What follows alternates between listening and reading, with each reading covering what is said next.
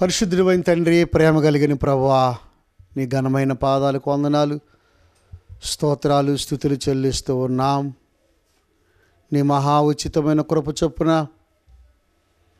దేవా, మీ మాటలు ప్రభువా, కొద్ది మాటలు నీ యొక్క లేఖనాలలో నుండి ప్రభువా ధ్యానిస్తూ ఉండగా ప్రభువా, ఆ మాటలు మా అంతరంగాల్లో భద్రపరుచుకొని అవి నెమరు వేసుకుంటూ నాయనా ధ్యానిస్తూ మేము ఆత్మలో బలవంతులం అవటానికి సహాయము చేయమని ప్రార్థిస్తూ ఉన్నాను.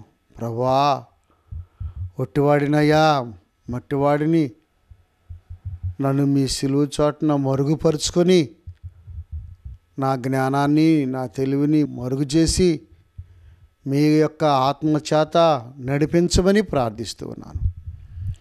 మీరే సహాయం చేయండి, మీ నామానికి మహిమ తెచ్చుకోమని, మహిమా ఘనత ప్రభావములు మీకే ఆరోపించుకుంటూ ఈ ఎలోహిం టీవీ పరిచర్ను కూడా దీవించండి.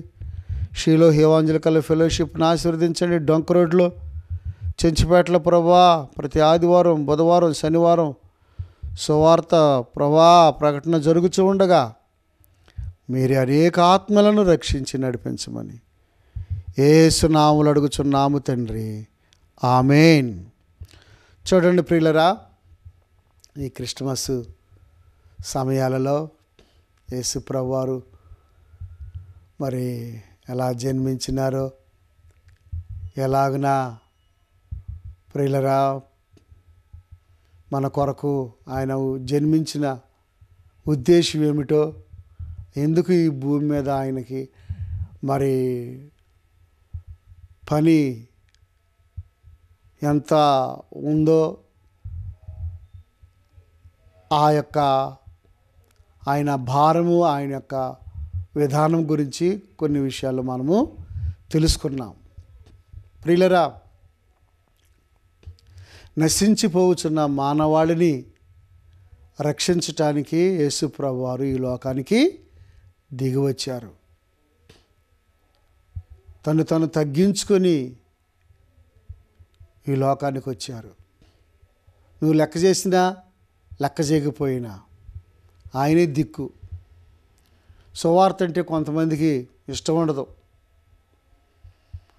మోసం అంటే ఇష్టం, లోకం అంటే బహు ఇష్టం, డబ్బు అంటే ఎంతో ఇష్టం, పొలాలు స్థలాలు అంటే ఎంతో ఇష్టం, నీతి కలిగిన దేవుడు అంటే మాకు వద్దండి అని అంటారు చాలామంది. వద్దంటే బైబిల్లో ఉన్నది ఏమని, అది కూడా రాశాడు, నమ్మి బాప్తిసం పొందినవాడు రక్షించబడును, నమ్మని వానికి శిక్ష విధించబడును. శిక్షే, ఏం దాంట్లో ఎలాంటి డౌట్ లేదు. దేవుడు ఒక మాట చెప్పాడంటే అది ఎలాంటి డౌట్ ఉండదు. అది కాలిపోద్దంటే సొదొమ గొమొర్రా కాలిపోద్ది, అంతే. ఇక్కడ భూమి పండుద్దంటే అది పండుద్ది. ఏసేపుకి కల వచ్చింది, 7 సంవత్సరాలు కరువు వచ్చింది, 7 సంవత్సరాలు సమృద్ధిగా పంట పండుద్ది అంటే ఆ కళ నెరవేరింది. కనుక ఆయన దేవుడు, ఆ దేవుని మాట నెరవేరుద్ది. కనుక ప్రియులరా, దేవుని కార్యాలు కంటికి కనబడవు, చెవికి వినబడవు. కనుక యేసుప్రభువు వారు పుట్టిన తర్వాత ఆయన ఎలా పెరిగాడో ఒకసారి ఆ వాక్యాన్ని చదువుకుందాం. చూడండి, లోకా సువార్త 2వ అధ్యాయము 39వ వచనం. అంతటా వారు ప్రభు ధర్మశాస్త్రము చొప్పున సమస్తము తీర్చిన పిమ్మట గలిలయలోని నజరేతును తమ ఊరికి తిరిగి వెళ్ళిరి. చూసారా, ప్రభు ధర్మశాస్త్రము చొప్పున సమస్తము తీర్చిన పిమ్మట, ధర్మశాస్త్రం అంతటి చొప్పున ధర్మశాస్త్రం అంతా నెరవేర్చారు ప్రభువారు. కొట్టివేయటానికి రాలేదు, నేను నెరవేర్చడానికి వచ్చారు ప్రభు. నెరవేర్చాడు కనుక దాంతో పని లేదు. ఎవరితో పని? యేసు ప్రభుతో పని.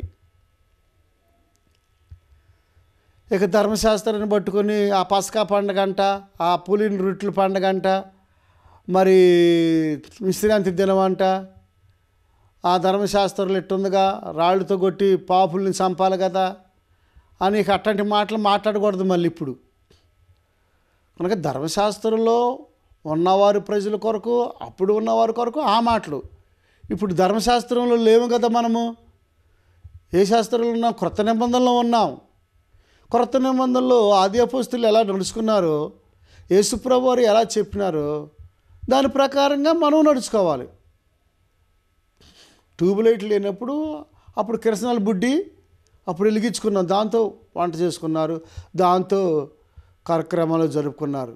ఇప్పుడు ట్యూబ్లైట్ వచ్చింది. ఈ ట్యూబ్లైట్ వచ్చిన తర్వాత మళ్ళీ కిరసనాల బుడ్డి కోసం వెళ్ళాల్సిన అవసరం లేదు. ట్యూబ్లైట్ ఉంచుకొని కూడా కిరసనాల బుడ్డి కోసం వెళ్తున్నాం అంటే అది అవివేకం. కనుక ట్యూబ్లైట్ క్రీస్తు ప్రభు వారు వెలుగు. నేను లోకమునకు వెలుగై ఉన్నాను, నా యందు చీకటి ఏమాత్రం లేదు. కనుక ఏ పాపము లేదు, ఏ దోషము లేదు, ఏ పాపం ఎరగడు, ఆయన పరిశుద్ధుడు. కనుక ఆయన ధర్మశాస్త్రాన్ని ఏం చేశారు? సమస్తమును నెరవేర్చారు. ఇక్కడ ఉంది ప్రభువు ప్రభు అంటే యేసయ్య. ప్రభు అంటే అంతటి వారు. ప్రభు ధర్మశాస్త్రము చొప్పున సమస్తము తీర్చిన పిమ్మట, సమస్తము ఇక దాంట్లో ఏమాత్రం కూడా అది నెరవేరలేదే, ఇది నెరవేరలేదే అనేది లేదు. ఇక అంత నెరవేర్చాడు. ధర్మశాస్త్రంలో ఉన్నటువంటి ఆ బలులు, ఆ ధర్మశాస్త్రంలో ఉన్నటువంటి ఆ కార్యక్రమాలు, ఆ యొక్క ధర్మశాస్త్రంలో ఉన్న పద్ధతులన్నీ యేసు ప్రభువులో నెరవేరిని. చూసారా ప్రియులరా? యేసు ప్రభువుని మరి ఈ దినాల్లో ఎవరైనా సరే ఆయనను నమ్ముకుంటేనే పాపాలకి విముక్తి, పాప క్షమాపణ దొరుకుద్ది. ఆయన యందు విశ్వాసం ఉంచకుండా, అయ్యా మేము అక్కడికి వెళ్తున్నాం, అయ్యా ఎక్కడికి వెళ్తున్నాం, అయ్యా అక్కడ రాయి ఉందయ్యా, ఇక్కడ చెట్టు ఉందయ్యా, ఇక్కడ పుట్ట ఉందయ్యా అని అక్కడికి వెళ్ళి, అయ్యా ఇంకా రకరకాలుగా నువ్వేదో ఆచారాలుగా చెప్పులు లేకుండా నడిచినా, తల వెంట్రుకలు తొలగించుకున్నా, ఇంకా రకరకాలుగా ఎన్ని కార్యక్రమాలు చేసినా సరే యేసుక్రీస్తు ప్రభు యొక్క వాక్యానికి, ప్రభు మాటకు నీవు లోబడకుండా నీవు ఎన్ని దిక్కులకి వెళ్ళినా, ఎంత దూరం వెళ్ళినా, కన్యాకుమారి వెళ్ళినా, కాశీ వెళ్ళినా, ఇంకో చోటకి వెళ్ళినా నీ పాపాలు క్షమించబడవు. నీకు పాప క్షమాపణ ఎక్కడ దొరుకుద్ది అంటే నీకు సిలువలోనే దొరుకుద్ది. యేసు ప్రభువు వారు సిలువలో కార్చిన ఆ రక్తము ద్వారానే నీ హృదయం కరుగుద్ది. నీ కొండ లాంటి హృదయం, బండ లాంటి హృదయం, నీ యొక్క కఠినమైనటువంటి ఆ మనసు కరగాలంటే యేసు ప్రభు దగ్గరకు వచ్చి, అయ్యా పలానా సమయంలో పలానా పని చేశానయ్యా, పలానా సమయంలో పలానాడికి కీడు చేశానయ్యా, పలానాళ్ళకి అన్యాయం చేశానయ్యా, వాళ్ళ కుటుంబం విడిపోవటానికి నేనే కారణం అయ్యా, ఆ కోర్టులో నేను అబద్ధ సాక్ష్యం చెప్పానయ్యా, ఆ పోలీస్ స్టేషన్లో నేను లేనిది ఉన్నట్లుగా చెప్పాను, ఉన్నది లేనట్లుగా చెప్పానయ్యా, అయ్యా నన్ను బట్టే ఆ కుటుంబం చనిపోయిందయ్యా, నన్ను బట్టే ఆ కుటుంబం బద్దలైపోయింది, నన్ను బట్టే ఆ కుటుంబం అయ్యా జారిపోయిందయ్యా, నేను పాపినయ్యా అని దేవుని దగ్గర క్షమాపణ అడుకోవాలి. మనుషుల దగ్గర కూడా నువ్వు క్షమాపణ అడుక్కోవాలి. ఒక్కొక్క ఇటుకరాయి కడితేనే కదా గోడ అయ్యేది. ఒక్కొక్క ఇటుకరాయి తీసేస్తే ఏమవుద్ది? గోడ పడిపోద్ది. అట్లాగే నువ్వు కట్టావు అబద్ధాలతో, ఇప్పుడు ఒక్కొక్కటి ఇటుకరాయి తీసి పారేసేయి. తీసేస్తే పాపపు గోడ ఏమవుద్ది? తొలగిపోద్ది. అయ్యా దైవజనుడా, గొడ్డలి ఇక్కడే పడి ఉందయ్యా అన్నాడు. ఇక్కడే పడిందయ్యా, అది అప్పు చేసి తీసుకొచ్చానయ్యా.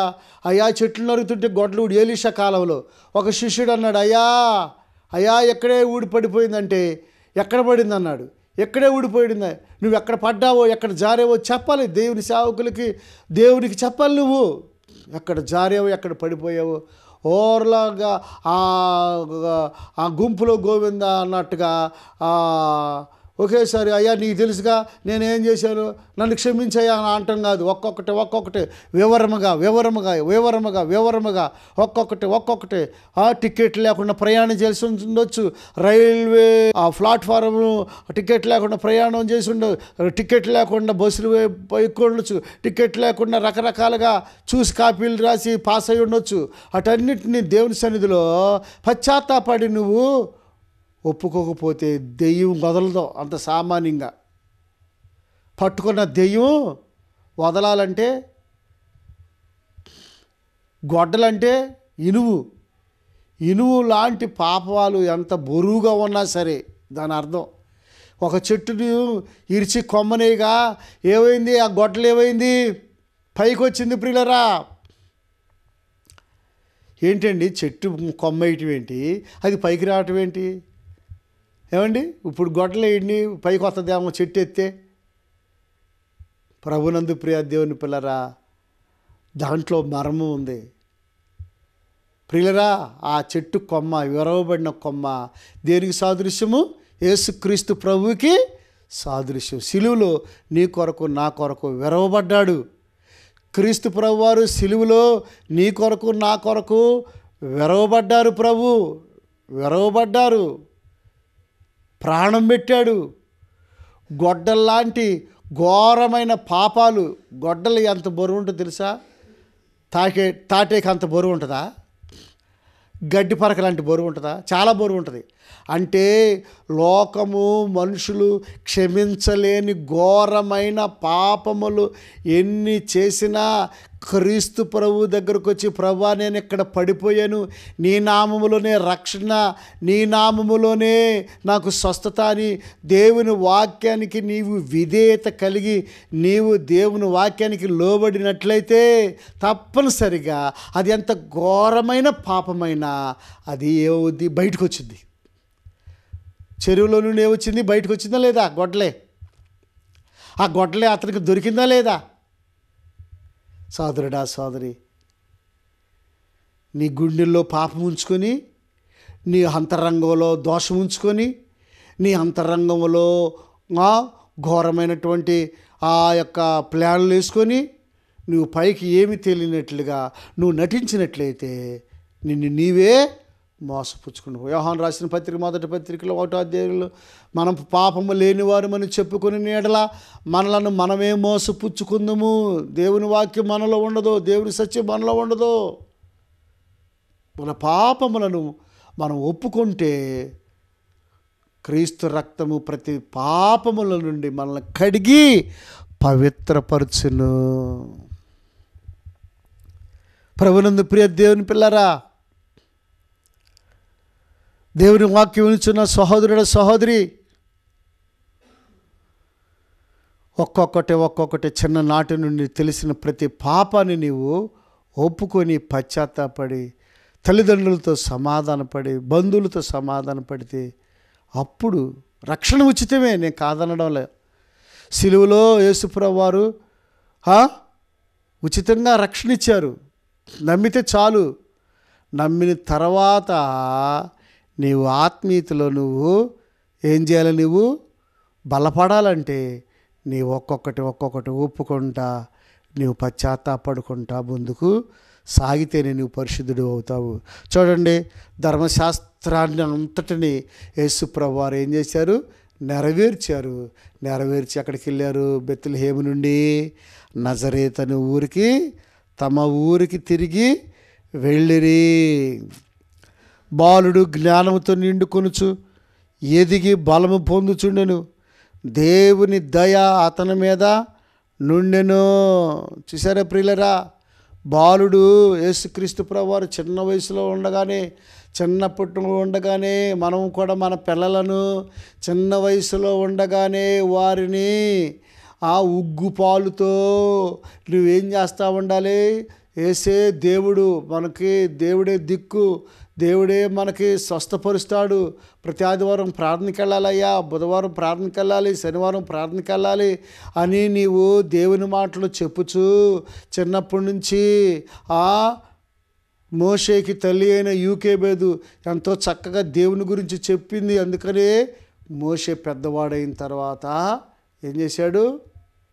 ఐగుప్తుని విడిచిపెట్టాడు. ఏదో సందర్భంలో పెద్దవాళ్ళు అయిన తర్వాత మన బిడ్డలు లోకాన్ని విడిచిపెట్టి నిజమైన దేవుడు యేసు ప్రభువు అని తెలుసుకుంటారు.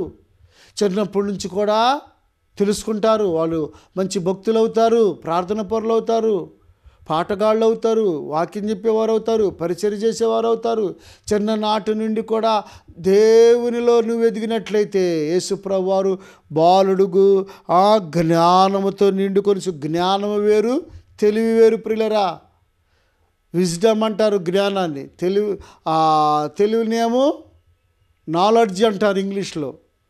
చదువుకుంటే కొంచెం బైబిల్ కొంచెం గౌరవంగా ఉంటే తెలివితేటలో చదువుకుంటే వచ్చేది తెలివి. దేవుడిచ్చేది విజ్డము. జ్ఞానం అంటే ప్రియులరా యేసు ప్రభు. కనుక సామెతల్లో జ్ఞానము జ్ఞానము జ్ఞానము అని ఉంటుంది. జ్ఞానవంతురాలు తన ఇల్లు కట్టుకొనును, జ్ఞానవంతుడు తన ఇల్లు కట్టుకొనును. బుద్ధి కలిగిన వాడు బండ మీద ఇల్లు కట్టెను, బుద్ధి లేనివాడు ఇసుక మీద ఇల్లు కట్టెను. కనుక బుద్ధి కలిగిన వాడువా బుద్ధి లేనివాడువా నువ్వు? నీ ఇల్లు ఎక్కడ కట్టుకుంటున్నావు? ఇసుక మీద కట్టుకుంటున్నావా, బండ మీద కట్టుకుంటున్నావా? నీ పునాది ఎలాగా గట్టి దానితో కట్టుకుంటున్నావా, లేకపోతే గడ్డి పరకలతో లేకపోతే తాళ్ళతో కట్టుకుంటున్నావా? పునాది గట్టిగా ఉండాలి.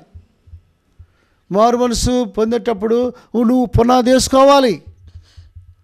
పునాది వేసుకుంటే ఆ పునాది చెక్కు చెదరదు. గాలి వచ్చినా, వరద వచ్చినా, ప్రియులరా తుఫాను వచ్చినా ఆ పునాది చెక్కు చెదరకోకుండా ఉంటుంది. కనుక ప్రభునందు ప్రియ దేవుని బిడ్డలారా, పునాది వేసుకో. ఏం వేసుకో? పునాది వేసుకో.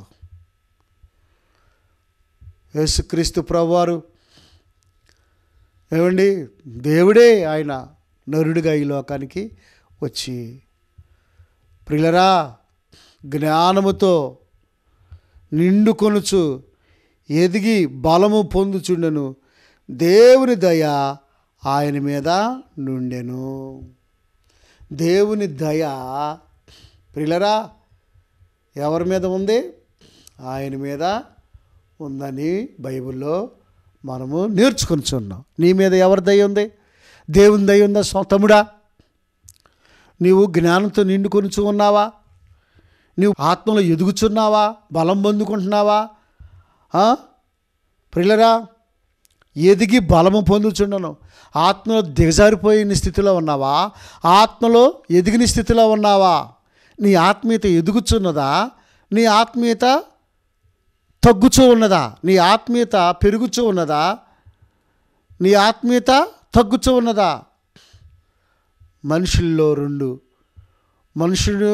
రెండు శరీరం అనే మొక్క, ఆత్మనే మొక్క. ఆత్మనే మొక్కకి ఎక్కువగా ఎరువేస్తూ నీళ్లు పెట్టుచు బలం పెట్టించు ఏం చేయాలి? ఆత్మ మొక్క ఏం చేయాలి? నీవు ఆత్మలో నీవు ఏమవ్వాలి? బలవంతుడివి అవుతూ ఉండాలి సహోదరుడా. ఆత్మ మొక్క బలహీనమైపోయింది. ఆత్మ మొక్క ఏమైంది? బలహీనము అయిపోయింది. ప్రార్థన చేయటం రాదు, పరిచర్య చేయటం రాదు, పాట పాడటం రాదు, వాక్యం చెప్పటం రాదు. సహోదరి సహోదరుడా, ఉపవాసం ఉండవు శనివారం. గమనించండి, పరిచర్యకు సహకరించవు, సేవకు నీవు సహకరించవు, ఏవేవో అలుగుతావు, మనసులో కష్టం పెట్టుకుంటావు. ఎవరన్నా ఏదన్నా ఒప్పుకోవు. నేను పట్టిన కుందేలకి 3 కాళ్ళు అంటావు. ఇతమాతం ఎక్కువ, నిర్లక్ష్యం ఎక్కువ, చేసిన పాపాల విషయమే పశ్చాత్తాపడవు. దేవునిని వేడుకోవు, కన్నీరు కార్చవు. ఓ సహోదరుడా, సహోదరి, అలాగున ఉన్నట్లయితే నీ ఆత్మ అభివృద్ధి చెందదు, ఎదగవు, బలం పొందుకోవు. ఎదిగి బలము పొందుచుండెను. దేవుని దయ ఆయన మీద ఉండెను. చూడండి, 12 సంవత్సరాల వయసులో యేసుక్రీస్తు ప్రభువారు, చూడండి పరిశుద్ధ గ్రంథములో, ప్రియులరా, లూకా సువార్త 2వ అధ్యాయంలో యేసు ప్రభువుని గురించి ఏమని రాయబడి ఉంది? 41వ వచనం, 2వ అధ్యాయం 41వ వచనం. పస్కా పండుగప్పుడు ఆయన తల్లిదండ్రులు ఏటేటా యెరూషలేమునకు వెళ్ళుచుండువారు. ఏటేటా యెరూషలేమునకు వెళ్ళుచుండువారు. ఆయన 12 ఏళ్ల వాడై ఉన్నప్పుడు ఆ పండుగను ఆచరించుటకై వాడుకు చొప్పున వారు యెరూషలేమునకు వెళ్ళిరి. ఆ పండుగను ఆచరించుటకై వాడుకు చొప్పున వారు యెరూషలేము వెళ్ళుచుండిరి. ఆ దినములు తీరిన తర్వాత వారు తిరిగి వెళ్ళుచుండగా బాలుడైన యేసు యెరూషలేములో నిలిచెను. మరలా యేసుక్రీస్తు ప్రభువారు నిలవబోచు ఉన్నాడు. 1000 ఏండ్ల పరిపాలనలో నిలబోచు ఉన్నాడు, నిలబడబోచు ఉన్నాడు. యూదుల కొరకు తిరిగి రాబోచు ఉన్నాడు. ప్రభునందు ప్రియ దేవుని పిల్లారా, మన కొరకు ఆయన రాబోచున్నాడు. మన ఆత్మలను పరలోక రాజ్యం తీసుకెళ్ళటానికి మన ఆత్మలను ఆయన మరి ఎంతో భద్రపరుస్తున్నాడు. ఏమండి, ప్రభునందు ప్రియ దేవుని పిల్లారా, గమనించండి. యేసు ప్రభువారు యెరూషలేముని నిలిచి వాళ్ళేమో వాడుకు చొప్పున యెరూషలేముకి వెళ్ళి వచ్చుచున్నారు ఆ పండగ ఆచరించడానికి. ఆ పండగ ఆయనే క్రిస్మస్ పండగ. క్రిస్మస్ యేసు ప్రభు పుట్టాడంటే ఇక ఆ పాత నిబంధనలో ఉన్న పండగలో ఆచరించాల్సిన అవసరం లేదు. యేసు ప్రభు పండగ, యేసయ్య పుట్టినరోజు సందర్భంగా ఆ పండగకు లోపడి నీ ఆత్మ శరీరాన్ని అప్పగించుకుంటే చాలు, నువ్వు ధన్యుడు అవుతావు. ఆ రోజు చక్కగా సంతోషంగా ఆనందంగా దేవుని ఆరాధన, క్రిస్మస్ పండగ కూడా చేయరు. కొంతమంది పండగ చేయరు. ప్రభునందు ప్రియ దేవుని బిడ్డలారా, అదొక హితమతం భక్తి.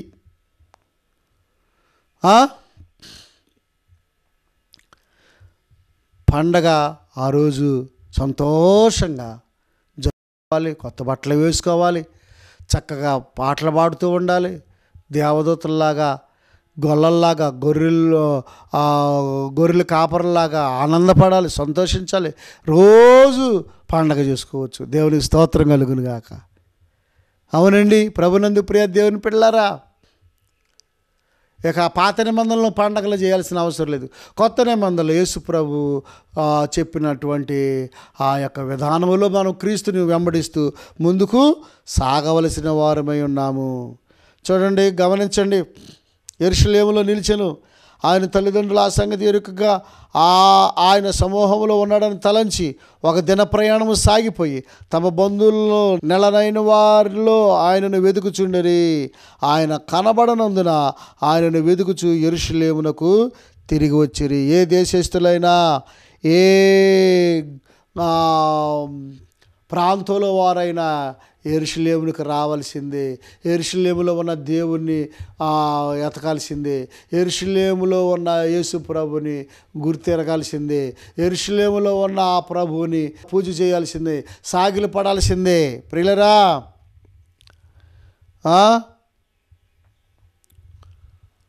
గమనించండి. 3 దినములైన తర్వాత 46వ వచనం.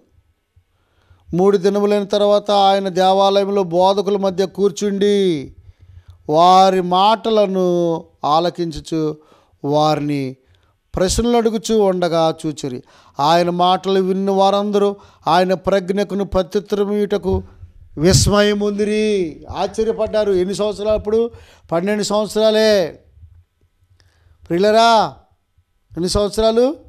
12 సంవత్సరాల వయసులో చూడండి, 48వ వచనం. ఆయన తల్లిదండ్రులు ఆయన చూచి మిక్కిలి ఆశ్చర్యపడిరి. ఆయన తల్లి, కుమారుడా, మమ్మల్ని ఎందుకు ఇలాగ చేసేది? ఇదిగో నీ తండ్రియు నేనును దుఃఖపడుచు నిన్ను వెతుకుచుంటుమని ఆయనతో చెప్పగా ఆయన మీరేలా నన్ను వెతుకుచుండిరి, నేను నా తండ్రి పనుల మీద నుండవలనని మీరు ఎరుగురా అని వారితో చెప్పాను. శరీర సంబంధమైన దుఃఖం, అయ్యో నా బిడ్డ, అయ్యో నా బిడ్డ.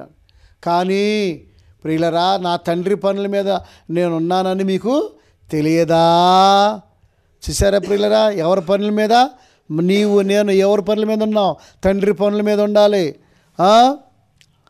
తర్వాత అంతటా ఆయన వారితో కూడా బయలుదేరి నజరేతుకు వచ్చి వారికి లోబడి ఉండెను. ఆయన తల్లి ఈ సంగతులన్నీ తన హృదయములో భద్రం చేసుకునెను. యేసు జ్ఞానమందును వయస్యందును దేవుని దయందును మనుషుల దయందును వర్ధిల్లుచు ఉండెను. కనుక ప్రియ సహోదరుడా సహోదరి, యేసు ప్రభువారు మన కొరకు పుట్టి మన పాపాల కొరకు శిలువలో ప్రాణం పెట్టడానికి ఆయన వచ్చినారు. ఆ యొక్క విధానములో ప్రతి వ్యక్తి కూడా చక్కగా మారుమనసు పొంది రక్షించబడి దేవునిలో ఎదుగుదాం. జ్ఞానమయందును వయస్సు ఆయన ఎలాగను వర్ధిల్లాడు, మన బిడ్డలు కూడా అలాగ వర్ధిల్లుచు దేవుని రాజ్యాన్ని కడదాం. దేవుడి కొద్ది మాటలో దీవించునుగా. ప్రార్థన చేసుకున్నాం.